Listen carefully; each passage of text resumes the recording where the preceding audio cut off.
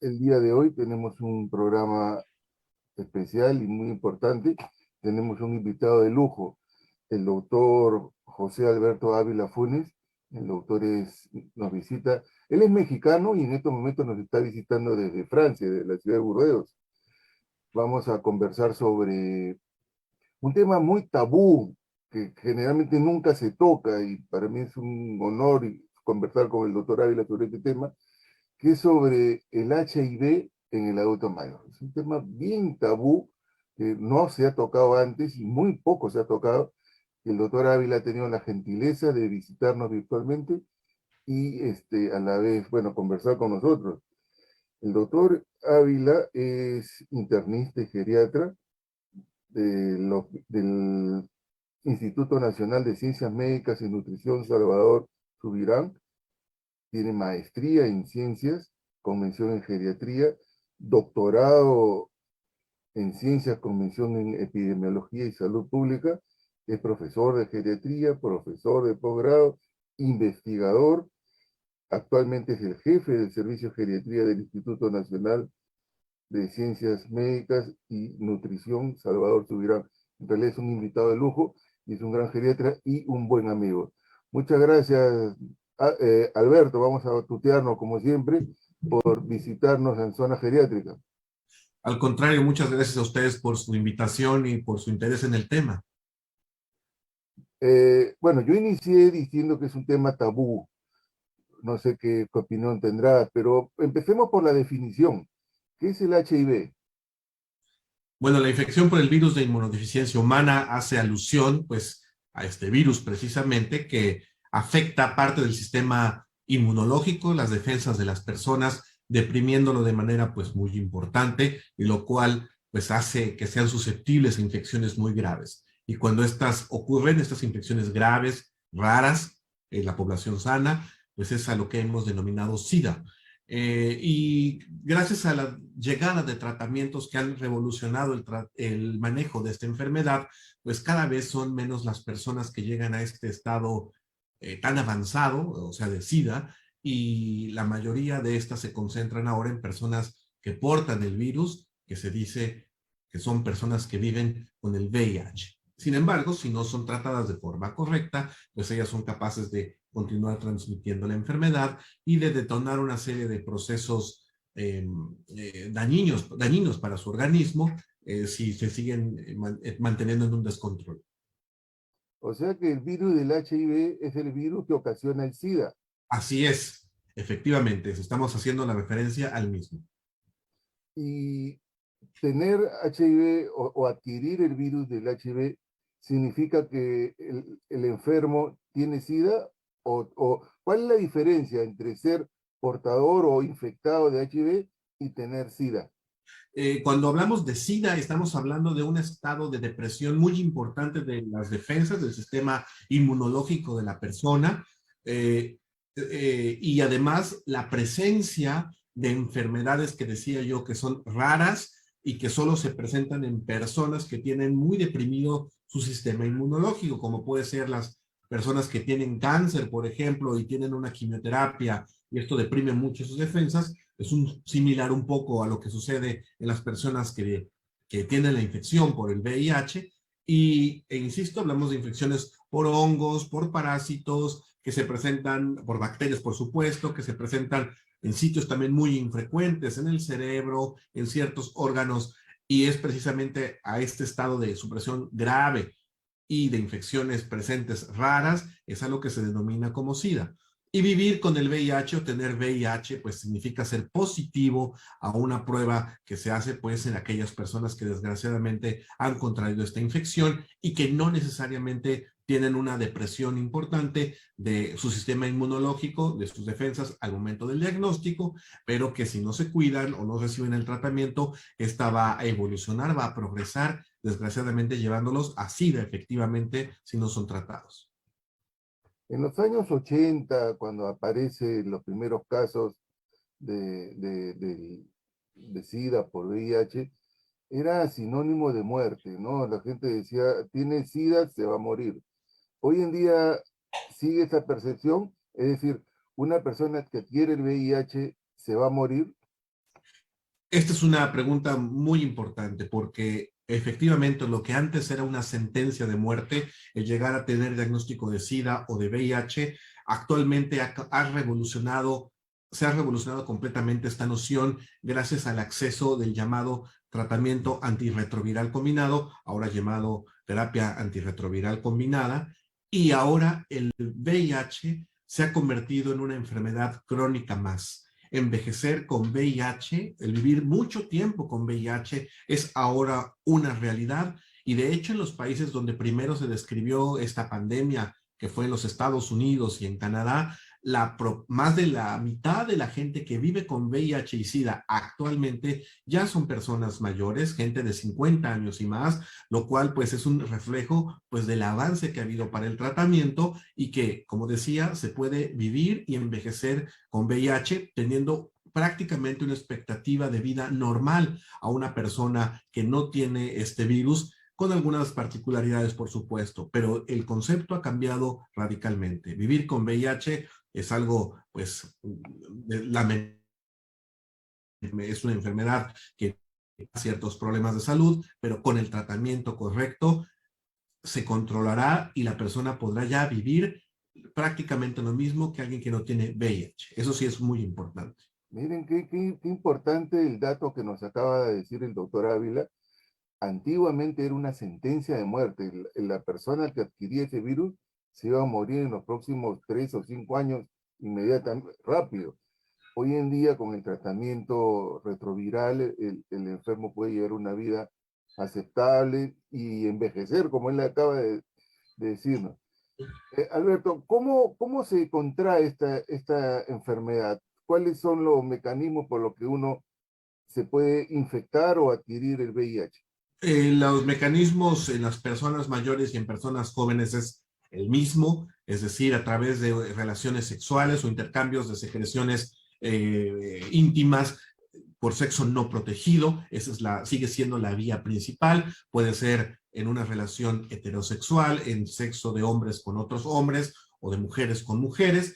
También es la otra vía de transmisión, es a través de intercambios pues con sangre, que eso sucede frecuentemente en los usuarios de drogas intravenosas o en el personal de salud que por desgracia puede tener un accidente y se contamina con la sangre de una persona enferma. Y también la tercera vía, que ya no es de las personas mayores, pero es la transmisión que pudiera haber de madre a un bebé cuando está embarazada, obviamente sin tratamiento, y estamos hablando prácticamente al momento de que el bebé nace cuando puede contraer la infección. O sea, es el intercambio de secreciones de distintas formas, particularmente la actividad sexual, es la forma principal.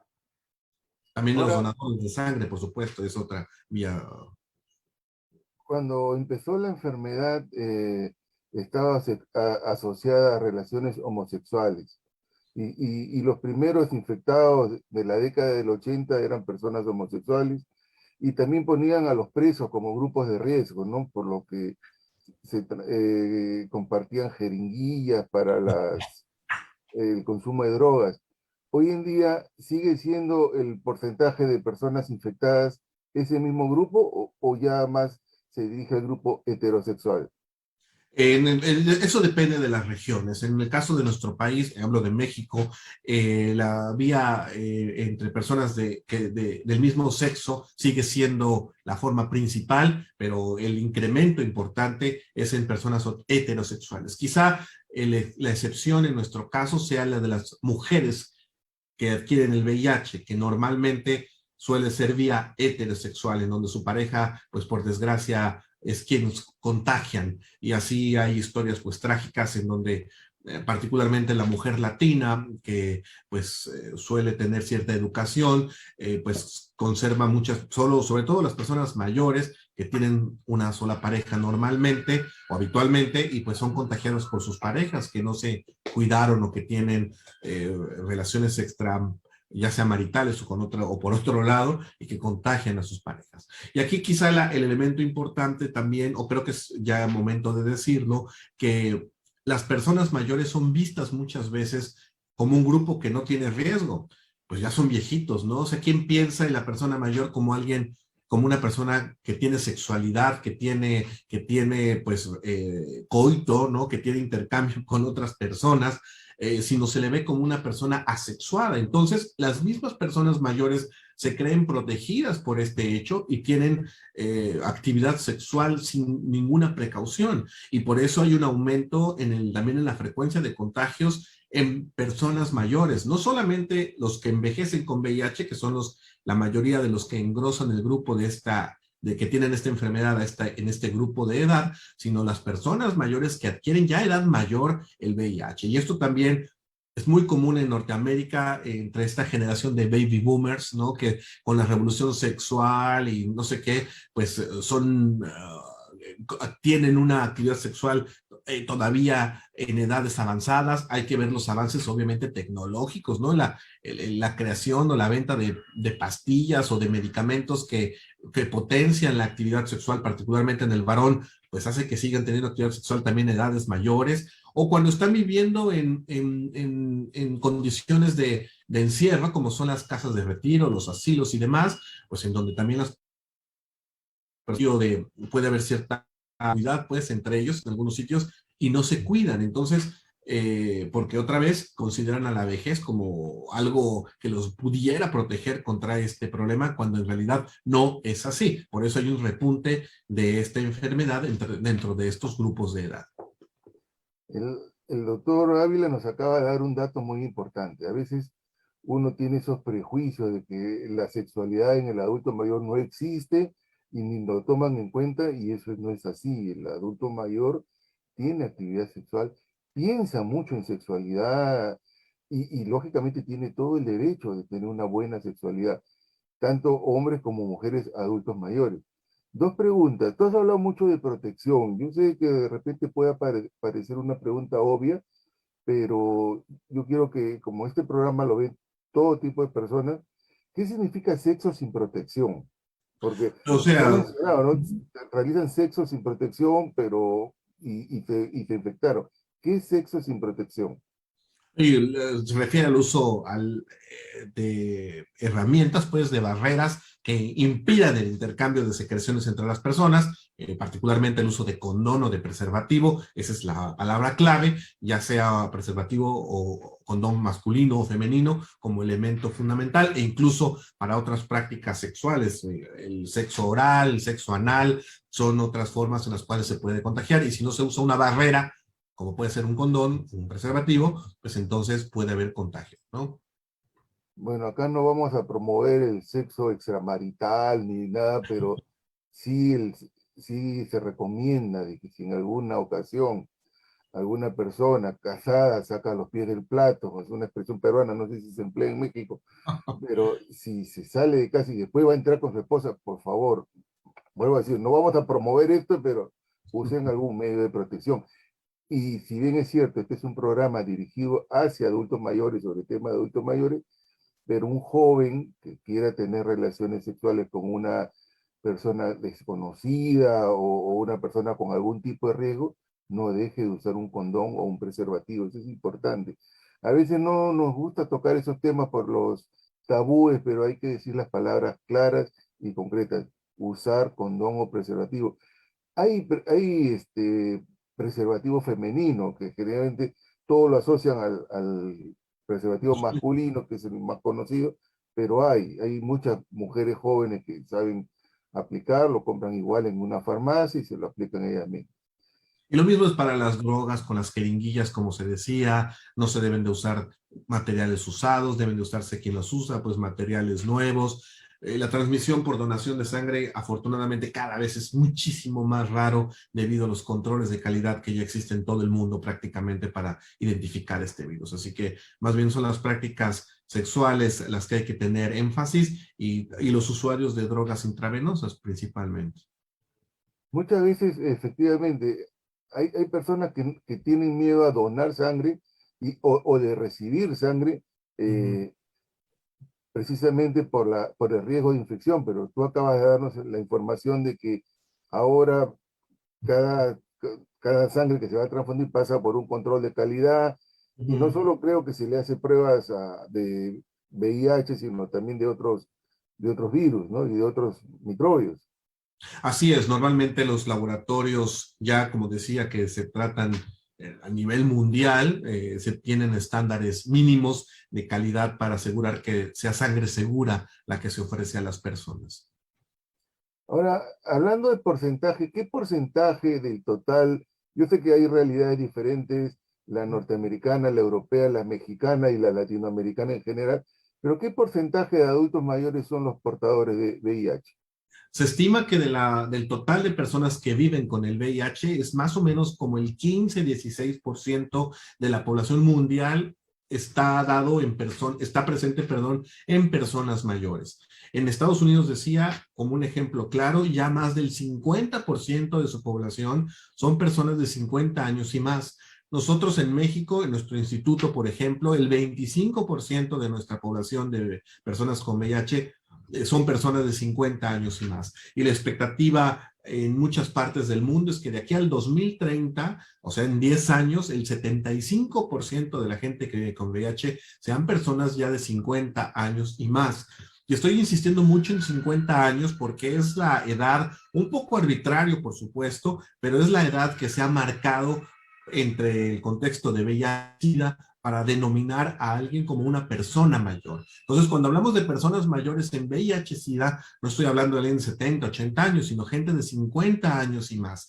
Y la razón es muy simple. Decía, si bien es arbitrario el corte de edad, la razón es que en gente a edades tempranas se ha podido evidenciar pues ya el desarrollo de problemas de salud o de enfermedades que son típicamente vistos en gente mucho más mayor, en la vejez. Entonces, por eso se ha propuesto a esta infección, a esta enfermedad, pues de alguna forma como un modelo de envejecimiento temprano, de envejecimiento prematuro. Y por eso digo, a edades más jóvenes, una persona puede tener cosas que normalmente vemos en la gente muy mayor sin VIH. Claro, pero aparte de eso, esas personas de base 5 en 10 años van a tener 60 y porque ya no mata inmediatamente, ¿no? Así Muchos, es. muchos portadores van a morir de otra cosa, probablemente de un infarto cerebral, de un infarto cardíaco y no de SIDA, simplemente tuvieron la enfermedad crónica. Ese es el otro elemento fundamental. Antes la epidemia, los médicos tratantes, los infectólogos, pues se concentraban en controlar el virus. Ahora que las personas mayores ya son mayores, se van haciendo más mayores, no solamente es el virus, sino también ya tienen diabetes, ya tienen hipertensión, ya tienen dislipidemia, ya tienen osteoartritis, posiblemente deterioro cognitivo o enfermedad de Alzheimer, o alguna forma de demencia, etcétera, lo cual hace más complicado el manejo. Ya no solo es el tratamiento de una infección única, sino de todas las enfermedades detonadas con el paso del tiempo, algunas asociadas por la presencia del virus, algunas por el paso del tiempo, algunas detonadas incluso por el tratamiento mismo, ya que no es tan inocuo. Sí permite vivir más, pero hay que pagar a veces un precio por eso. Ahora, hablando de los baby boomers vienen a ser la generación de jóvenes después de la Segunda Guerra Mundial, más o menos los que nacieron un poquito antes de la década de los 60, y Los hippies. que ahora son los adultos mayores de ahora, ¿no? Así es. Y bueno, y estos baby boomers fueron los rockeros cuando empieza el rock al inicio, en los años 60, porque me acuerdo conversaba con el doctor Vega, que es un geriatra muy conocido, un geriatra cubano muy conocido, que que hoy en día ya la música que le ponen a los adultos mayores es rock. Ya no tiene que ser la música antigua que uno la asocia, ¿no? Me imagino que en México, en Perú asociamos a boleros, a rancheras, pero ahora son pues música rock. Eh, este, volviendo al tema del VIH el VIH tiene un tipo de demencia, ¿no? O sea, el SIDA, mejor dicho, ya no VIH, sino cuando el enfermo hace SIDA, una de las complicaciones es demencia, ¿o me equivoco? Así es, hay un grupo, una enfermedad en específico que se llama demencia relacionada al SIDA, demencia relacionada al VIH, así es. Pero no es la demencia, porque nosotros sabemos que esta demencia la ha ocasionado el virus, pero no es la demencia nosotros asociamos, que decimos demencia senil, demencia Alzheimer, es otra demencia. Así es. Afortunadamente, como decía yo, con estos nuevos tratamientos muy modernos y muy eficaces actualmente, el ver a alguien con demencia asociada al SIDA es ya muy raro. Y hay un mecanismo específico o detonado por el virus en el cerebro que provoca esta enfermedad. Sin embargo, estamos viendo ahora con la población que está envejeciendo que a pesar de tener un tratamiento óptimo, que los parámetros en los cuales uno verifica que está bien controlado, son mediciones en sangre normalmente lo que se hacen, pese a todo eso, la gente aún sigue desarrollando o tiene más problemas de memoria que sus pares, que la gente de su misma edad que no tiene VIH. Entonces hay ahora una propuesta de que efectivamente el virus que se queda latente por ahí pudiera detonar una serie de procesos que dan deterioro de la memoria, deterioro cognitivo. Si va a desarrollar demencia, eso lo veremos más adelante, pero que existe. Entonces, el vivir con VIH es una condición que parece asociada con problemas de memoria al espectro, leve o muy leve o moderado, no necesariamente demencia, y que aún con el tratamiento puede aparecer. De ahí es importante que se tenga la vigilancia de esta función dentro del cuidado de las personas que viven con VIH, porque incluso más jóvenes, estamos hablando de gente con 30, 40 años, tienen problemas de memoria, no de demencia, tienen problemas de memoria o afectación en sus funciones cerebrales, simplemente por el hecho de vivir con VIH y muchas veces a pesar de estar bien controlados o en aparente buen control. Ahora, lógicamente, ya hemos visto que es un virus que se mete a los glóbulos blancos, a los leucocitos, los baja, los disminuye y baja las defensas. Ahora, lo ideal sería nuevamente subir las defensas. Uno sube la defensa con este tratamiento retroviral que lo dan ya en casi todos los países, pero ¿hay algún método, digamos, no natural, pero médico recomendado para subir las defensas? ¿Cómo podemos cuidar a un paciente o cómo se debe de cuidar a un enfermo de VIH para que no haga el SIDA o no se complique o no le baje la defensa? Desgraciadamente, lo único que ha sido eficaz para poder detener la réplica, el crecimiento del virus dentro del cuerpo de alguien que tiene el VIH, es a través de fármacos que actúan de distintas formas. Independientemente del mecanismo, todos impiden que el virus se siga dividiendo, que se siga replicando y afectando o infectando otras células del sistema inmunológico, claro, de las defensas, y al momento que se detiene esta replicación, pues entonces las defensas, pues ya que ya no están infectadas, pues empiezan a aumentar otra vez.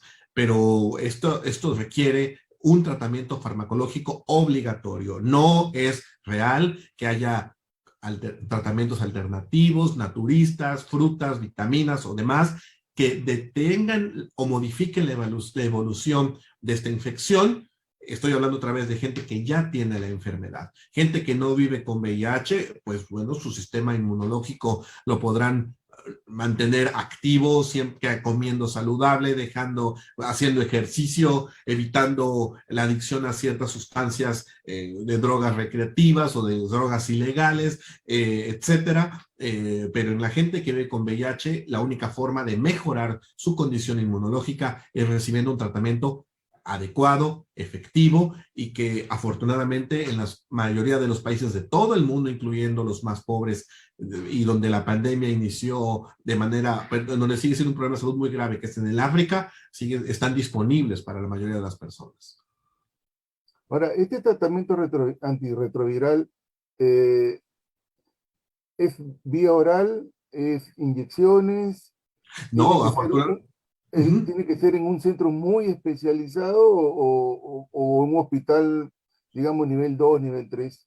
No, afortunadamente, decía, se ha simplificado el tratamiento y ahora esas 3 o 4 drogas, medicamentos que a veces necesitaban los pacientes, toman muchas pastillas al día, a veces se ven reducidos ya solo a una tableta que contiene los 2 o 3 medicamentos de la misma tableta y se toman una vez al día. Entonces, hemos pasado de tomar 6, 8, 10 tabletas diarias, estamos hablando del principio de este siglo, finales de los 90, a solo tomar una tableta al día que contiene todos los medicamentos necesarios. Y eso parece, eso de lo más innovador, por supuesto, de lo más nuevo y que ya está disponible en muchos lugares y es lo que ha permitido a las personas tener un buen control. Entonces es un tratamiento simple. En el caso de México, el tratamiento de dos enfermedades las lleva estrictamente el gobierno. Uno es la tuberculosis y dos es el VIH.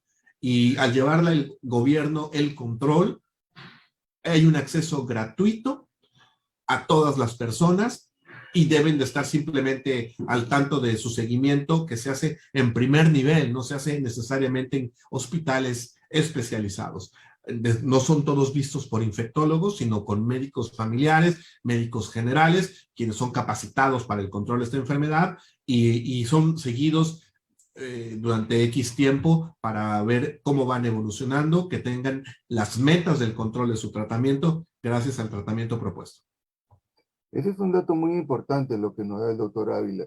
A veces uno se imagina que el tratamiento para el SIDA es un tratamiento muy sofisticado en hospitales grandes, como esos que se ven en los programas, en las series americanas, del doctor House, unos hospitales que parecen ciudades, ¿no? Y que son médicos infectólogos súper especialistas en...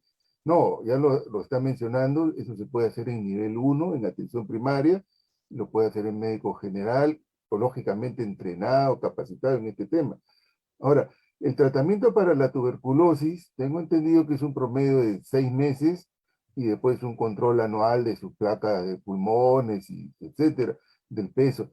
En el tratamiento del SIDA, ¿cuántos meses es o es para siempre? No, es lo mismo y no se requiere ninguna intervención más si la persona está en metas de que se ha recuperado su sistema inmunológico. Eso es lo interesante.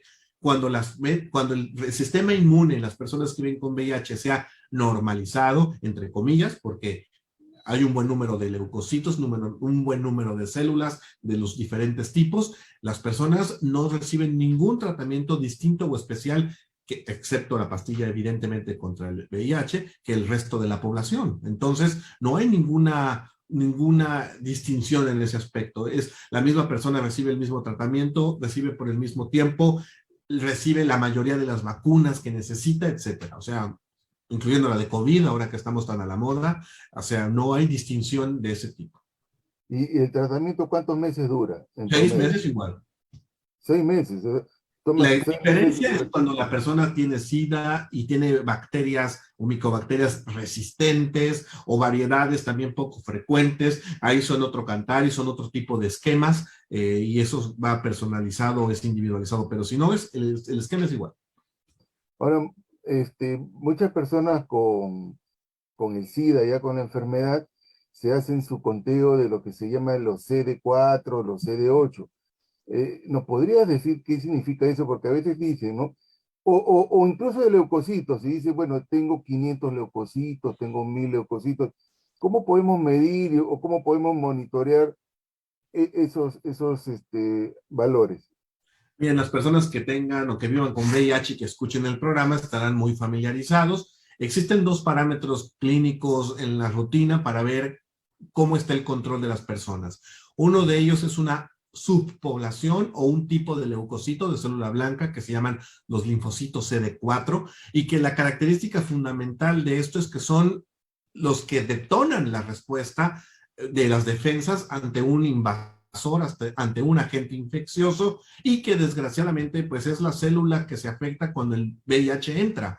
Entonces si el VIH entra y afecta a quien inicia todo, pues no se inicia nada. Entonces digo, por desgracia, eso es lo que sucede. Entonces uno mide la cantidad de este tipo de células, de esta subpoblación, por eso le llaman el conteo o la cuantificación de leucocitos CD4, y el otro es la carga viral, o sea, lo que se hace es medir en la sangre el número de partículas virales que existen por cierta cantidad, pues, y la meta es de que las personas no tengan partículas circulando, lo cual demuestra que el tratamiento es efectivo porque ha permitido que no se replique y no ande en la sangre por ahí distribuyéndose a otras o invadiendo otros tejidos u otras células, y la otra es que las células afectadas de manera primaria, pues hayan recobrado su número normal, que normalmente esta es por arriba de 500. Entonces, cuando alguien tiene así se dice, un conteo normal de CD4 de este tipo de célula y una carga viral indetectable, se habla de que tiene las metas de tratamiento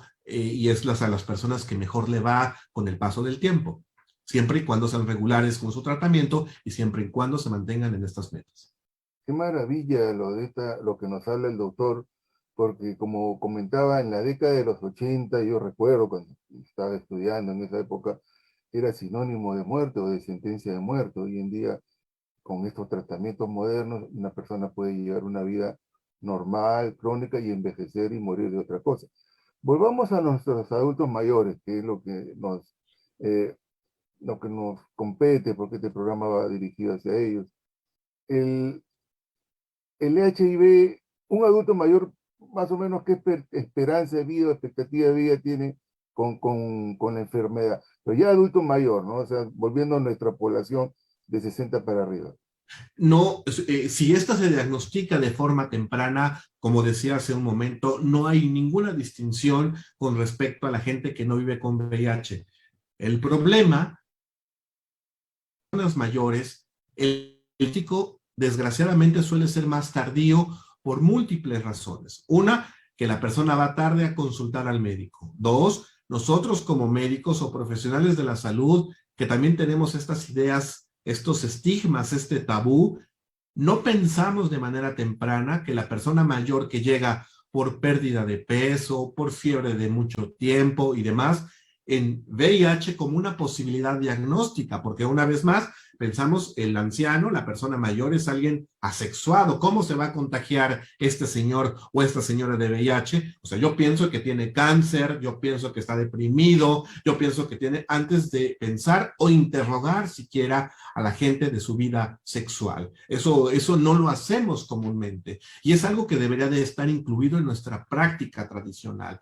No solo porque el tipo de persona mayor pues va cambiando, como bien lo acaba de decir hace un momento, o sea, las personas, los boomers son los que están envejeciendo ahora, pero hay que saber que hay minorías que están haciéndose visibles y no solo, hablo en general de toda la comunidad LGBTTIQ, en donde son personas que exigen ahora sus derechos y que se están haciendo pues visibles en toda nuestra región, aún más en unas que en otras, pero que efectivamente tendrá que sospecharse de esta enfermedad como una de las principales causas dentro de sus problemas de salud. Entonces, alguien que tiene VIH, que se diagnostica, no sé, a los 70 años, por ejemplo, puede recibir un tratamiento convencional, pero si esta persona ya tenía diabetes, tenía hipertensión, ya tuvo un infarto, está enferma de un riñón y tiene diálisis, pues lo más probable es que vaya a morir por estas enfermedades más que por el VIH mismo. Sin embargo, la enfermedad pues pasará a complicar el tratamiento porque será una persona más compleja. Ya quedó claro, la persona adulta mayor que adquirió antes, durante o después de su vejez debe recibir un tratamiento adecuado y lógicamente controlar sus enfermedades crónico-degenerativas. Tiene diabetes, controlar la diabetes, la presión, los dolores, la artrosis, si tiene un cáncer también, etcétera, y va a tener la misma esperanza de vida que una persona que no tiene SIDA o HIV positivo. Bueno, ya terminando el programa, lamentablemente se ha ido rapidísimo, pero eh, y hemos visto que la forma de transmisión sexual, sexual sin protección es la principal, transfusiones, que ya cada vez ha bajado, ya se dijo, el uso de jeringuillas en los drogadictos que comparten, y bueno, y también en el caso de madre y niño, una madre infectada que le puede contaminar a su hijo. Una de las preguntas que siempre me hicieron, y yo quisiera preguntártela, es el dentista, Uh -huh. el odontólogo, a la hora de extraer una muela, sabemos que hay sangre o con estos aparatos, sus taladros, ¿hay algún riesgo de transmisión de SIDA o de HIV por ir al dentista? Sí, claro, eso fue como en la escuela de medicina nos lo enseñaban como una de las formas también posibles. Afortunadamente, ya han pasado pues 40 años desde el inicio de esta pandemia y sería excepcional o rarísimo que alguno de los dentistas actualmente en la actividad, particularmente los medianamente jóvenes o jóvenes, pues tuvieran una práctica en donde utilizaran pues instrumental contaminado o sin las precauciones necesarias para usarlo de persona en persona. O sea, lo mismo podría ser con compartirse la navaja de afeitar si, en la casa, ¿no? Entonces, es excepcional, son prácticas que no existen o no deberían de existir, o sería algo raro. O sea, ir al dentista es, por supuesto, una práctica en el mundo civilizado, seguro, es una actividad segura y no hay que dejar de ir. Es prácticamente cero el riesgo de que esto exista, evidentemente, en un contexto de acudir con un profesional correcto, ¿no? Otra pregunta que es clásica, pero que siempre la hacemos, pero y se puede besar, se puede abrazar a un enfermo con SIDA. Por supuesto. Hay algún riesgo de contaminación o de infección? Pues el intercambio de saliva, se sabe que el virus se ha aislado de partículas como tal, pero estamos hablando otra vez de gente que tiene SIDA, que no está en control o con tratamiento correcto. Si alguien vive con VIH, por supuesto que puede abrazar, acercarse, tener contacto más estrecho con otra persona, sin preocuparse por contagiar, sin preocuparse por tener riesgo. Hay más riesgos actualmente de que nos dé COVID por hacer un tipo de cosas así que por una infección como es el VIH. O sea que no, si tienen a un familiar o un amigo o un conocido con VIH, no tengan ningún tipo de temor. Ni por Habrá- compartir la mesa, ni compartir los utensilios de la cocina. O sea, no, este tipo de cosas afortunadamente ha cambiado y desgraciadamente persiste en las creencias de las personas y desgraciadamente lleva estigmas pues que señalan, discriminan a este sector de la población que desgraciadamente vive con esta enfermedad. De por sí, Inclusive, son vulnerables por todos los problemas de salud que pueden tener y a eso le agregamos un problema social pues que los va a afectar de manera más importante. Igual algo que vemos ahora es que de por sí la gente que vive con VIH, lo típico es alguien joven, sufre discriminación, pero también la gente mayor de por sí sufre discriminación. Entonces, hablamos de que la gente mayor con VIH son discriminados aún más y más dentro de las minorías. O sea, la gente que es parte, una vez más, de las comunidades LGBT más, saben que las personas mayores que pertenecen a estas comunidades son excluidas, perseguidas, discriminadas, agredidas, y ahora aún más con VIH es peor. Es un problema que se va a ver en los próximos años. En nuestra región, que es aún relativamente muy joven, va a ver estos problemas crecer. Es necesario que como profesionales, como sociedad, estemos preparados para afrontar el reto de una atención integral de estas personas. ¿Qué son eso? Personas. eh, hemos hablado de discriminación y marginación. En México, ¿existe alguna ley, por ejemplo, que impida de protección al adulto sobre su intimidad, su confidencialidad, inclusive para su discriminación para el trabajo? ¿Existe en México alguna legislación? Sí, claro, desgraciadamente no es en la federación, en todo el país, muchas de estas leyes. Ciudad de México, por ejemplo, está muy avanzado en esto del respeto, de la igualdad, de la equidad, y no solamente al acceso a la salud como derecho universal, que eso sí es en todo el mundo, debe ser en todo el mundo, en todo el país, sino también al respeto de los derechos de las personas mayores, al respeto a recibir atención, al perseguir a las personas que maltratan a las personas mayores. Y en cuanto a este tipo de acciones. Ciudad de México es una de las pocas ciudades también del mundo que permite el matrimonio igualitario, lo cual ha podido mejor visibilizar también las minorías. Ya hablo otra vez mucho de las minorías porque decía, sigue siendo el sector de la población que más está afectado por esta enfermedad aún.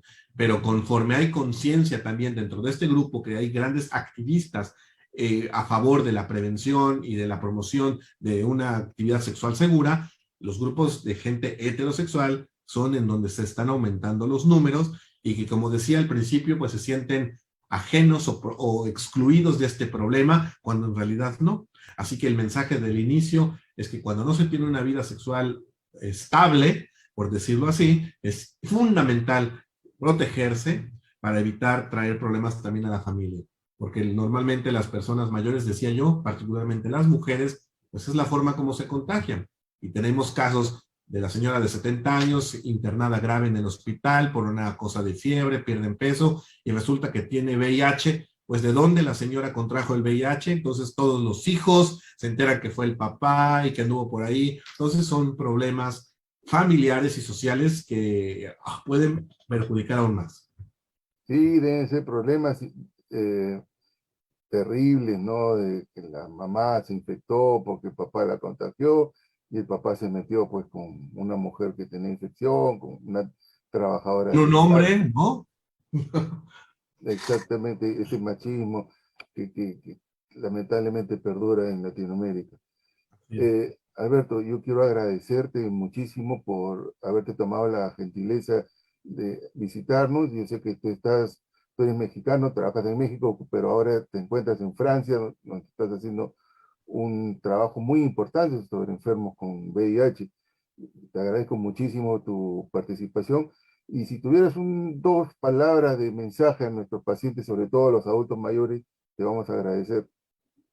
A las personas mayores que escuchan el programa, una vez más, el contraer el SIDA, el infectarse por VIH, no es ajeno a la edad. Siempre hay que cuidarse, siempre hay que protegerse y esperemos que en nuestros países pronto veamos carteles, afiches y cosas así en donde veamos a personas mayores que haya campañas, pues, campañas de prevención a favor de este sector de la población, porque aún sigue en nuestra cabeza que es una enfermedad de personas jóvenes y es lo que vemos en las imágenes de la televisión o en el cine, en las telenovelas, normalmente es así. Pero afortunadamente esto va cambiando, así que hay que cuidarse, hay que hablar de ese tema con su médico y a los compañeros profesionales de la salud, pensar en esta infección como una causa también de enfermedad, de pérdida de la autonomía en las personas mayores, ya que si reciben el tratamiento temprano, pues les estaremos dando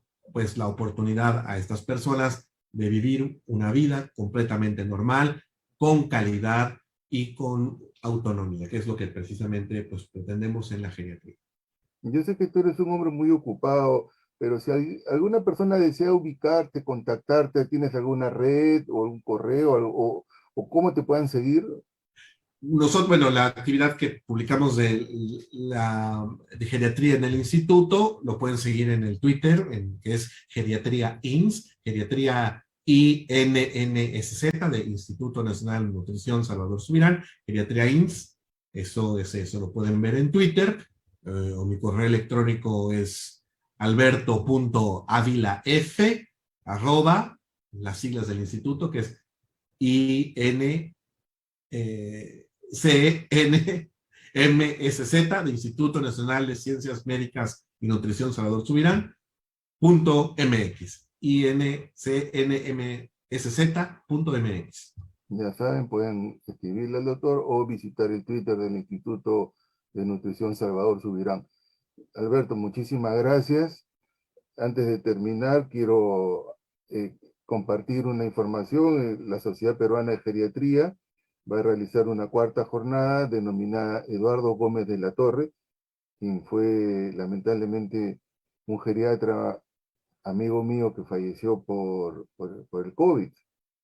Y este curso se le ha dado el nombre del doctor en su nombre para recordarlo con mucho cariño. Y este curso va a tocar justo sobre infecciones. Y dentro de las infecciones se va a hablar sobre el HIV, sobre el COVID, sobre el herpes, sobre la tuberculosis. Es el 4 de noviembre y los interesados pueden visitar la página, el Facebook de SOPEGER, que es la Sociedad Peruana de Geriatría. Bueno, con nosotros eso sería todo. Nos quedamos satisfechos y felices de haber tenido al doctor Ávila. Y sería el próximo miércoles a esta misma hora. Muchas gracias. Gracias, doctor Ávila. Gracias a ustedes por su interés.